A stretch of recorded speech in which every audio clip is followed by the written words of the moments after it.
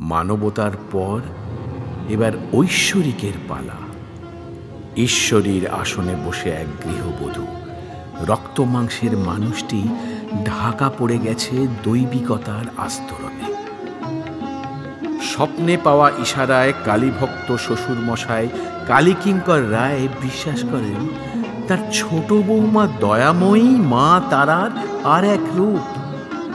সেই বিশ্বাস ছড়িয়ে পড়ে গোটা সমাজে। ধীরে ধীরে এক তরুণী গৃহবধূ পরিণত হয় দেবীতে। দয়াময়ী চায় স্নেহ, ভালোবাসা, সে পায় পুজো, প্রণাম। দয়াময়ী চায় সংসার, প্রেম, সে পায় উপাসনা, বন্দনা। জীবন আর দেবত্বের মাঝখানের দাগটা ধীরে ধীরে মুছে যায়। ছবির পোস্টারে তাই উঠে আসে দয়াময়ীর দৈত্য সত্তা, রক্ত মাংসের নারী আর সমাজের তৈরি ঈশ্বরীর এক যন্ত্রণাময় সহাবস্থান।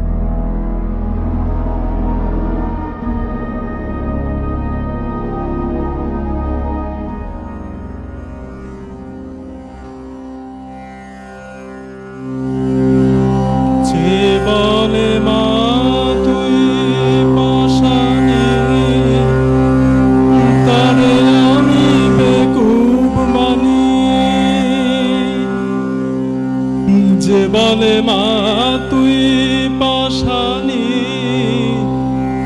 তারে আমি বেকুব মানি। যে বলে মা তুই পাশানি, আরে তারে আমি বেকুব মানি।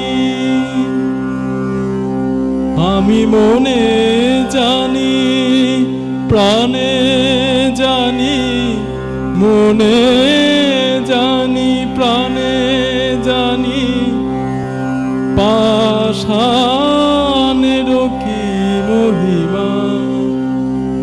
আমি মনে জানি প্রাণে জানি, পাষাণের কি মহিমা।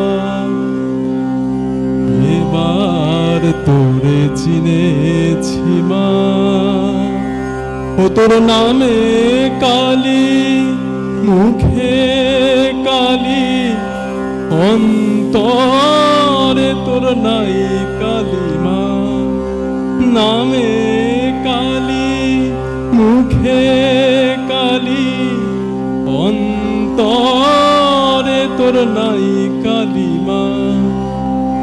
এবার তোরে চিনেছি মা, এবার তোরে চিনেছি মা।